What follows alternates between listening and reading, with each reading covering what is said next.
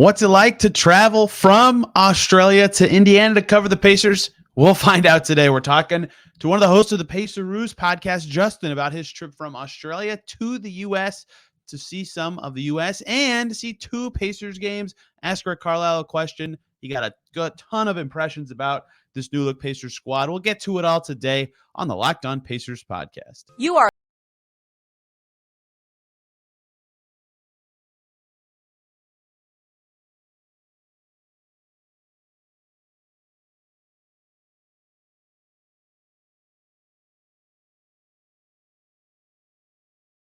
Welcome in to another edition of the Locked On Pacers podcast, where we, of course, talk about the Indiana Pacers. As always, my name's Tony East. I cover the team for Forbes and SI, and today, going a little bit of a different direction.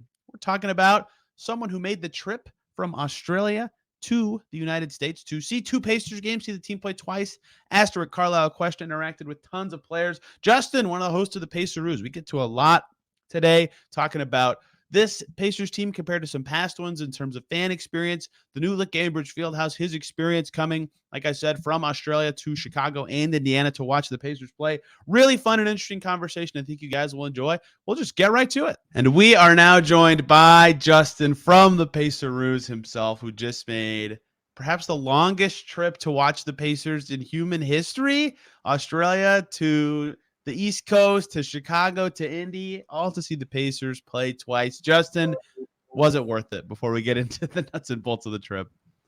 It definitely was worth it. Hey, Tony, thanks for having me on. It's always risky planning a whole trip around the Pacers because you never know who's in, who's out, if they're going to win or lose. Like if I just flew up for the last Detroit game and all their starters were out, I would have been devastated. So, very happy to go for the games in Chicago and at home against Philadelphia. Yeah, you got to see a Haliburton game winner and then a 290-point game, which is about as good of an experience as you can get. For those who don't know, Justin lives in Australia, but has been a Pacers fan for forever. And you told me you hadn't seen them since before the pandemic, correct? Yeah, correct. The last time I went up was, I think, 2017. I saw a few home games, and then before that was when they were really good doing the Miami Heat Eastern Conference battles. I flew up for the playoffs. So, yeah, I hadn't seen any of the reservation construction at Gainbridge Fieldhouse or anything like that. So it was definitely special to see all that going on as well. Yeah, good timing to go. Fun two games. My first question for you about the whole experience, because like I just said, two fantastic games, and you sat right by their bench in Chicago, if I'm to be correct. What, when you see them in person compared to watching them on TV, stood out to you that maybe you weren't expecting or made you feel differently about the team a little bit? Yeah, it's really interesting after watching them so much on TV from Australia, being so up close and personal. You know, I was about one or two rows from their bench. How quick the NBA game actually is. You might watch on TV and just think the moves they're making are quite slow. But you see, Matherin's jab step and then, Haliburton doing a no-look pass and just how quick their movement are. And actually what I got out of it as well is how physical the game is. People who, are on Twitter might say, oh, the NBA has gone soft and things like that. And I do understand that point of view if you've watched 90s basketball, but when they foul and you're close to them, they foul hard. You can hear the hits on them. And, when they're throwing their bodies against the stanchion, going for a block, that's the other thing I got out of it. It was just how hard they foul and hit. Yeah, the physicality compared to 90s basketball to me has always been that, like, everybody was in the paint, so there was like a lot more hits then, but it's just like each individual hits similar-ish, I guess. I don't know. I was not very old for 90s basketball, so I suppose I can't really share too many opinions on it. But yeah, the quickness part I think is generally pretty striking, especially with this team that plays so fast. Like you saw a couple. I have in my notes from the Chicago game, so I've been recently tracking for a project like plays that I think encapsulate the Pacers' identity, which is like playing fast off of makes and all this stuff. And they had a couple right in front of you in Chicago where like the ball goes out of bounds, they sprint to get it, and they throw it to someone who's throwing it in, and they try. It's like it's also fast. You can't even process what happened on the defensive possession or what they're about to run. And Tyrese Haliburton and Rick Carlisle are like, all right, running this, we're doing this. And it's it's so fast that it's ridiculous. And somehow these guys have figured out how to do it and make it all a positive strategy for them. For sure. And I think Tyrese mentioned that after the game, that when Zach LaVine missed that final free throw, which I will take credit for, I made Zach LaVine miss that last third free throw because I yelled at him and all the Bulls fans were hating it, and it was so good. But yeah, I think Carlisle wanted to take a timeout, and it was just like, no, Tyrese is going to, not let the defense set up after a timeout, and he's just going to pull a step back three on Pat Beverly's head. So yeah, you see the trust Carlisle has in Haliburton, and it was a fantastic game.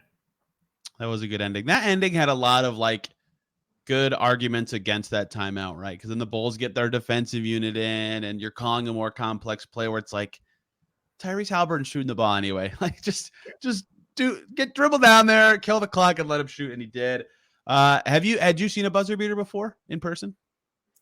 No, the one that sticks out, obviously it wasn't a game-winning buzzer beater, but the buzzer beater that I have seen in person was probably one Pacer fans will never forget, and that was Lance Stephenson's 3 over Dwayne Wade in the playoffs. I think it was 3/4 time, a real momentum changer. So I was there in person for that one, but an actual game winner, no, that was the first one I've been at, and it was an amazing experience. Wow, you've had two good ones to have though under your belt. That Chicago, if you've never seen a buzzer beater before, I think there was one every quarter of the Chicago game, right? Yeah, I think there was. And even against Philly as well, Tyrese hit I know the first one didn't count, then he hit one at halftime. I was like, right. The Pacers just have to fly me up and send me to every game. What was the driving force that made you want to go now with this team at their current stage? Because they're ascending, right? They'll be presumably better next year. And, who knows if they'll make the play or not. But what, besides being a fan and wanting to see the Pacers play, what made now a good time for you to want to make this trip? That's a really good question, because some fans would think I'm probably crazy flying to see them now when they're 25, 26 wins, probably not going to make the playoffs or play in. Why would I go now? But I always kind of love doing a trip when they're not so great, because it fulfills so much more when they are great. I did the same with the Pacers 10 years ago when it was, your Danny Granger and your TJ Ford team and Dante Jones, and they weren't that great. I flew up to LA to see him play. And then when they made the playoffs and they had Paul George, David West, and Granger was, that budding star, it was just so much more fulfilling. And that's why I go for the Indiana Pacers, because I'm not someone who would just jump on the best team and like the Lakers and Golden State Warriors. I feel like, the Pacers slogan has been in the past, built, not bought. And I really live by that. I love the underdog story. So I'd hope in the next maybe 2 to 3 seasons, when the Pacers are contending for the Eastern Conference Finals, I can fly back and watch them and then go, oh wow, I was actually here 2-3 years ago when they're at their bottom. So you got the impressions of this faster, more physical than television can show kind of team. What did you feel like they really excelled at in your, they scored a bajillion points in the 2 games you saw, but also what did you kind of feel like, and some of these you can get from TV, but what do you still feel like they need as a team as they get to be that team you just described, hopefully pushing for playoff wins in the future? Yeah, I think we obviously need that wing defender. It's been mentioned a lot around the trade deadline, obviously the OG Anunoby rumors and how well he would fit in. I've always felt like the Pacers need a deeper bench. Like I've felt that for 10 years, just a 6-man scoring punch. And I know people would say, oh, Mathurin is that, but I think long-term Mathurin should be a starter. And then we need an extra scoring punch off the bench, because you're in the playoffs. You've always got that game 4 or game 5 when you need a random bench player to win you that game. And I don't think the Pacers kind of have that right now. So yeah, I'd say a wing defender. I like the cornerstones of the team currently, with obviously Haliburton, the future of the point guard. Miles Turner's having a career year. He's really cemented himself at the 5 spot. And then I'm really high on Mathurin. I think he's a long-term, starter in the league, and I think he can grow into an all-star. So I think you've got your core pieces there. It's just what to build around and adding bench players. And the Pacers have a bright future. Tony, you're the master at cap space and all the moves they can potentially make. I think they've got a lot of flexibility, and I think next season they could even make a push for the playoffs. Hey guys, really quick, want to talk to you about Ultimate Pro Basketball GM. I'm really geeked out by one of our new partners and a sponsor of today's episode, the mobile game Ultimate Pro Basketball GM. If you've ever dreamed of becoming an NBA GM and managing your basketball franchise, well, your dream can become true, and this game is definitely for you. You can manage every strategic aspect of your team, play through the season, and lead your team to glory. You're responsible for hiring the right coaches and assistants, trading and training players, making draft picks, navigating your franchise through free agency and the draft.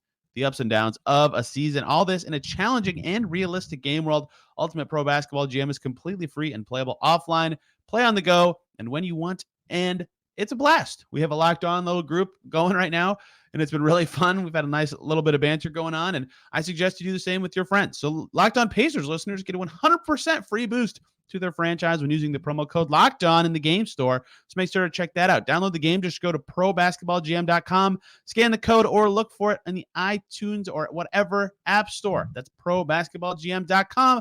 Ultimate Basketball GM. Start your dynasty today. Yeah, their constant goal of keeping flexibility while they get better is really hard to do. Like, there's a reason you don't hear about it working for a lot of teams because it's hard. You have to usually give up flexibility to be good. They've gone basically a year and a half without doing that, and they're like, we're talking on Sunday for those listening. It's a couple days in the past, but they're right, like doorstep of the play-in in theory, right this second. Who knows where? The Bulls just beat the Nuggets somehow. Who knows where it shakes out? But as of now, like, they've done a good job of getting better while doing that, which is really tricky to do. And it was something you just said that I think is fascinating. When I think of the bench for this team, right? A team I think about a lot is actually Philly because they don't have that good of a bench, but they survive because of the way they can stagger Harden and Embiid in a way that, in theory, if one day Mathurin is good as it looks like he can be and can maybe get a few more point guard reps as a player. I don't think he should be a point guard long term, but like in theory, a guy who you can play through. You just stagger Haliburton and Mathurin, and that's your bench score, right? And then all of a sudden, you're looking for pieces that fit around them or fit around your identity with those two. And I think that's important. And look, we can all point and go, yeah, forwards, like duh. But as you build that way, I think that will really help their bench is when they figure out how those two can play together and then in turn separate as they stagger them as stars. Yeah, I completely agree. And I think the NBA is headed more towards that staggering stars minutes. You look at Dallas with Kyrie and Luka. Another good example. You're not going to play them just together and then on the bench together. It's about staggering minutes, like you mentioned. So, yeah, that long-term piece of Haliburton and Mathurin, I feel like it's going to be an amazing duo. And if Carlisle can stagger their minutes, then, yeah, that's only going to be a great thing. That might be a better team to look at, too, because that's two guards, right? They don't have a lot at the other positions. Hearing you talk in Australian accent, I asked Justin this when we were sitting by each other at one point, if it sounded like we all had accents to him, and he said, which I thought was so funny. What word did that someone said like sounded the most wrong to you during this whole trip? Oh, that's a good one. Well, are you going to ask me if I've got a knife or not? Because maybe we'll touch on that later. But that was probably the weirdest thing, which I'm sure we'll touch into later. But yeah, it's funny. All your American listeners are probably half understanding what I'm talking about right now. And it's funny just being in America for 3 weeks, going from, LA to New York to Chicago to Indiana, and hearing all the different accents, like they change from state to state, whereas Australia is just this generic voice I've probably got. So it is funny, like you guys have accents to me. It's great. I love your voice. I wish I had it. I feel like I sound like a bogan. So yeah, it's just funny the terminology Americans use. Like after everything, they say you're welcome, whereas Australians probably don't say that. It's like, oh yeah, cheers. And Americans would be like, what are we cheesing? It's like, oh, I'm just saying thank you. Is there any basketball like the NBL is a big deal, right? Like, are there any basketball terms like in Australia that aren't a term here? Not really. Like we try and copy a lot of the Americans. Like NBA is huge in Australia, so yeah, NBL will try and kind of piggyback off everything within the NBA space. There's no real terminology with Australian basketball. The only thing is, like, we would say if there's like a mini scuffle in an NBA game where it would just be like, oh yeah, it's like a hold me back situation where everyone's trying to hold, oh, you better hold me back before I fight you. That's kind of what we joke about a bit.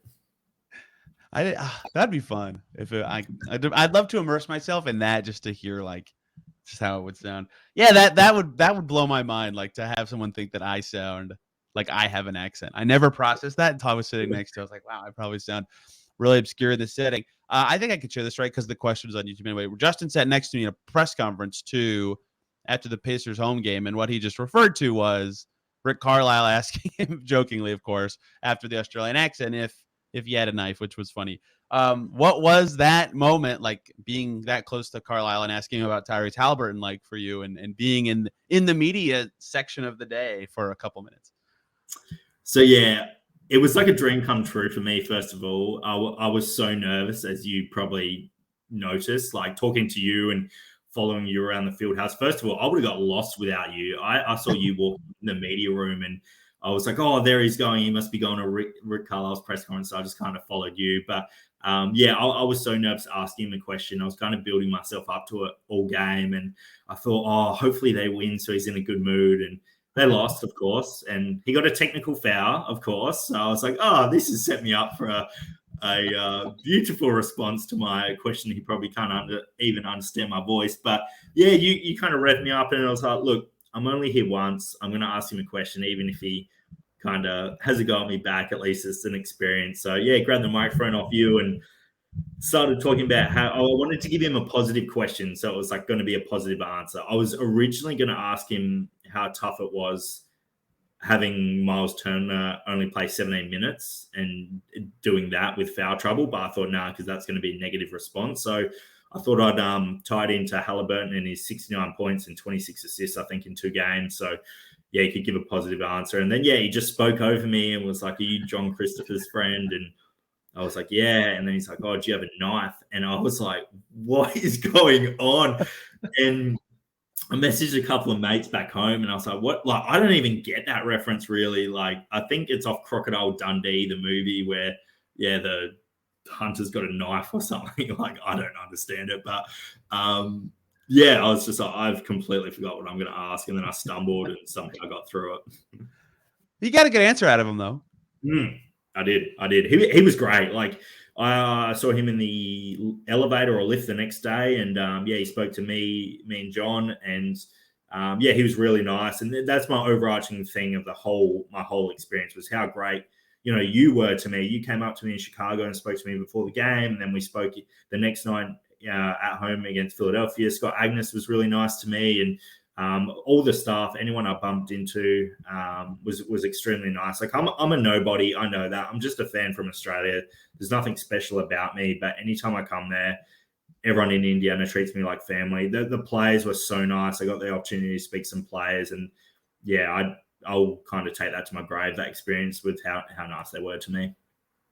This team this year has a lot of good, emotionally intelligent players, I think. Not that past teams like didn't necessarily. I just think the percent of them that I would say are this year is the highest it's been for me covering this team. And those kind of moments is where it shines through in like one-on-one conversation settings. You're just like, when you're not talking to them about basketball, it's like more engaging sometimes than it has been in the past. Had you been to a road game before? Like not in Indy? Yes, I have. I've been to a few road games. Oh, you said LA, didn't you? Duh. Yeah, LA, and I've been to the playoff series against Washington a few years back, Atlanta a few years back. I've been to a road game in Detroit. I actually like road games more than Indiana games, and it's nothing to do with like the fans or the atmosphere. I just love that road atmosphere, getting a big win on the road, and sometimes you get a better interaction with players on the road because they know you've obviously traveled from somewhere to watch them. So yeah, I do like road games. But as you mentioned, Tony, I mean, for someone like yourself who's covered the team and you know you get locker room access and all that, how great the players are with interactions. You know, Tyrese Haliburton, I'm so happy he's the leader of this team because just seeing how he interacted with other players around me when I was just listening, I was like, wow, this guy's the leader I want on the Pacers. Yeah, this is a really lazy way to talk about him, but like this is what I say to the people. Like he just gets it. Like every setting he's in, I don't even mean like playing basketball or like answering a question. Like every interaction he does, he gets like how serious or silly or important or it is. It's like the perfect level, and I think that is very telling of the way he's able to relate to people. And and be a leader for a team. And that, like, he's 23 years old. Like, and I go back to this a lot. I haven't really talked about this or written a story about it, although I'd like to one day. Something that stood out when I was talking to James Johnson, like in October, I think. He kept saying that Tyrese was the leader for this team, even though a lot of guys had actually mentioned James was. So I asked James, I said, you've been on a lot of teams, like, do you remember any young leaders ever? And the only guy he could think of was the MVP Derrick Rose when he was with the Bulls forever ago. He couldn't, it's like, it's very rare for a young player to like be like this for a team. And Tyrese has really done a fantastic job with that. The reason I asked if you had been to road games before, which I forgot that you literally just told me that 5 minutes ago, was that I was curious what you thought of the United Center and Gamebridge specifically, and how they kind of compared, and what the arena atmosphere was like on your trip. To me, I'm biased, right? But I think Gamebridge is the best NBA stadium I've been to. I think I've been to about 14 or 15 at this point, and Gamebridge is just special to me. It's just so unique in the concourse and all the like memorabilia around the outside, how nice the facilities are. I did a tour of the stadium the morning of the Philadelphia game. John Christopher, the massage therapist, took me through the stadium and even the St. Vincent Center where they train. And the facilities are just second to none. Like it was insane. We opened up a door and we saw like Elfrid Payton. I think he plays for the Mad Ants now, but he was like running in this pool thing and it was tracking all his steps, and it was insane seeing all the massage stuff and just the weight room. Second to none. But obviously game day experience between the United Center and Gamebridge. The fans have really stepped up in Indiana, I think. A few years ago, I went there and there was not much atmosphere, and you can probably speak on this better than me, but I feel like the fans were really involved.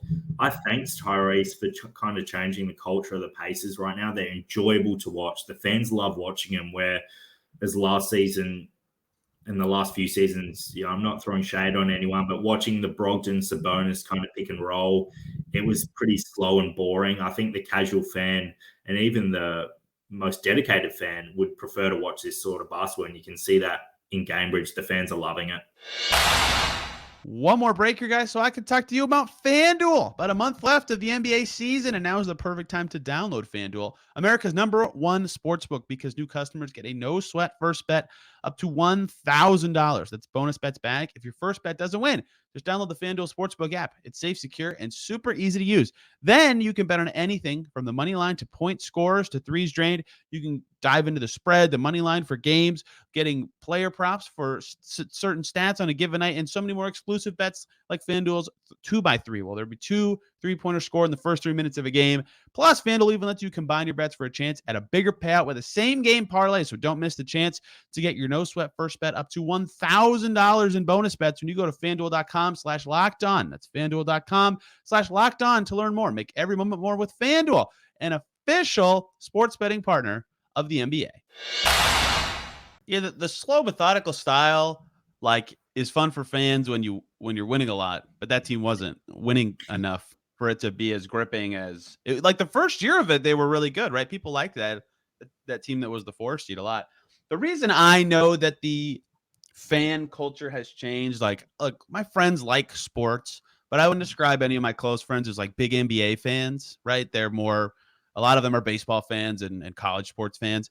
And they are asking me every single time I see them about the Pacers now, because this year's team is more interesting and gripping. And I think that speaks to, what they are now, and some of it's exceeding expectations, right? That's always fun and interesting, and what's going on, how's this happening? But yeah, there's a lot to it, and the vibe in Gamebridge is really fun. You got to see that, it's not quite done yet, but that outdoor part on the north side, that's, in conjunction with All-Star next year, is going to be really cool. Like, that's going to make it more of an experience, right? All those little things that happen to coincide with them, like nailing year one of a rebuild. It's a pretty fun time right now, especially because Gamebridge is a good time.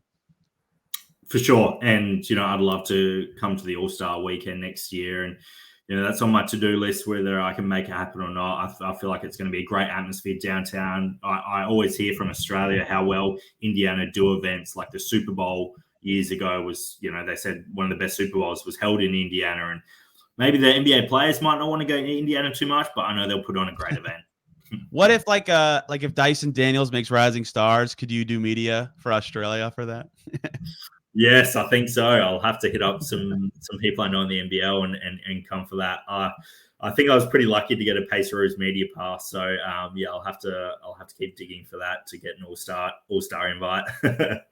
How much did you do in Indianapolis besides the game? It was really busy. Like, we caught a bus at like 5 a.m. from Chicago to Indiana, and as soon as we landed, we checked in.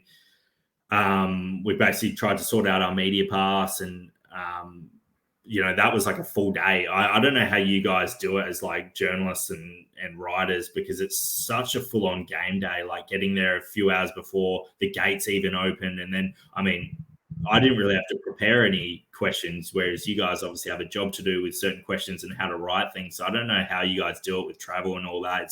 It's so impressive to me. But yeah, with different things, we got to Indiana. We did San Amos, which was cool. Nice. I didn't try the shrimp cocktail, but my partner did, and what? she. That's like the reason to try. I mean, not the only reason, but a big reason to try. Yeah, I know. I probably should have, but I'm pretty bad with seafood, so I didn't do that. The other cool thing we did was I went to the Reggie Miller mural. Oh, nice, which is cool. Got a photo in front of that, and I didn't know, actually. Obviously, the next day they had the memorial service for David Benner, and Reggie Miller was actually there. So I was like, oh damn! If I stay one more day, I could have met him. That Reggie mural is very close to where I live, so I see it very often. It's so big, you can't miss it. Yeah, it was fun that he got to come into town and shit talk the Knicks in the memorial. I don't know if you watched it or heard it.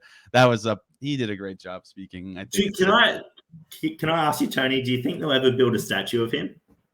Oh man, that's a good question. They don't have any statues, so I don't know if they just have a high bar or if they haven't thought about it. And the Pacers already had, this was talked about by Mark Boyle in the memorial service too. Like, they already have a high bar for like jersey retirement, right? Like, they only have five, I think 4 or 5, right? Like, it's rare for someone in the franchise to have it happen. So I don't know if they would do a statue. They don't have a lot of room out front. I guess they could put it in the new construction, but if it's going to be someone, it's obviously him, right? So if they're considering it, he's the guy to do it for.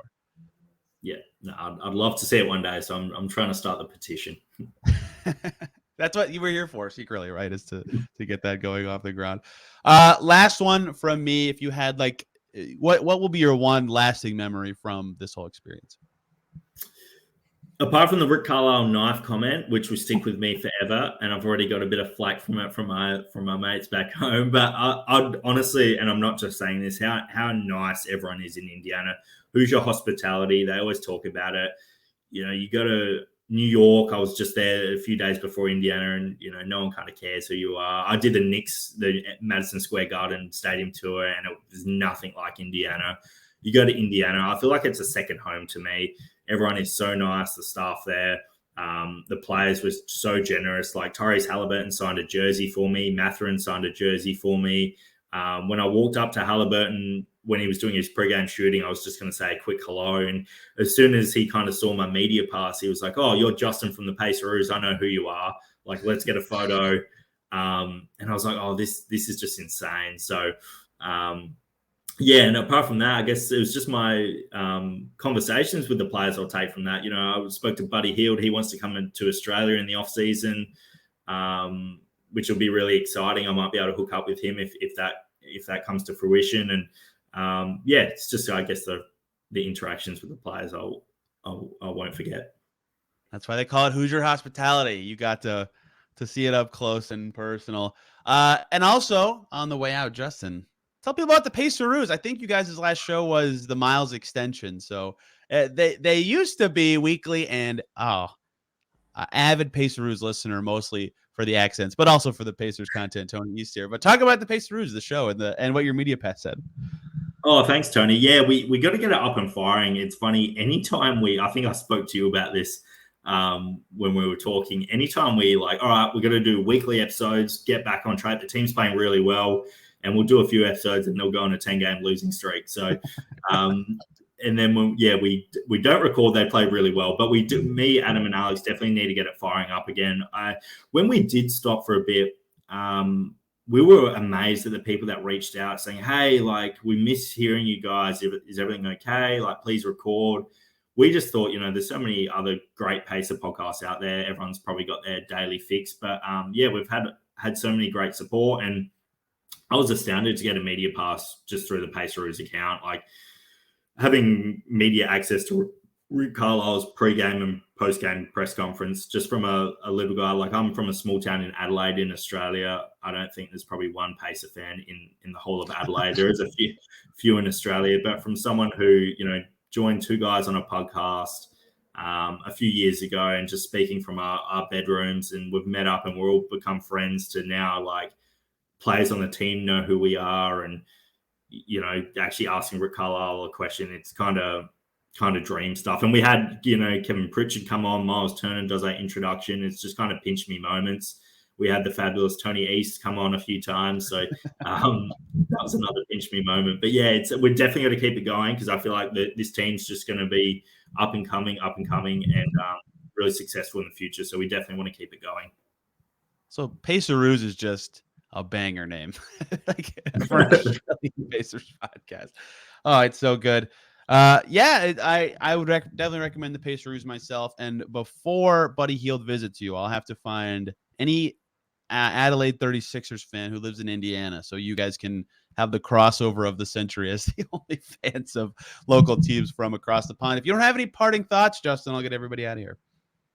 Oh, 100%. Like I said, if anyone from Indiana comes down to Adelaide, I can hook you up with an awesome Adelaide 36ers experience. But yeah, just lastly, thank you so much for yourself, Tony. You made me feel so welcome in my stay in Indiana. I really appreciate it from the bottom of my heart. You came up to me and introduced yourself in Chicago, and we spoke in Indiana the next night. The stuff like that, I do really, really appreciate it. So thank you. I love that this space lets me meet tons of cool people, yourself included. Justin had a great time in Indy. I had a great time with him in 2 different cities. He's on Twitter if you're on YouTube, you can see it, but at @justindy_31. I'm assuming that's a Reggie Miller homage, although I will not assume anything. Tomorrow, TBD. It's Sunday for me right now, and I don't have the Pacers schedule in front of me, but I promise you there'll be a Locked On Pacers tomorrow talking about fun stuff. Thank you guys a ton for listening today, and I'll see you soon.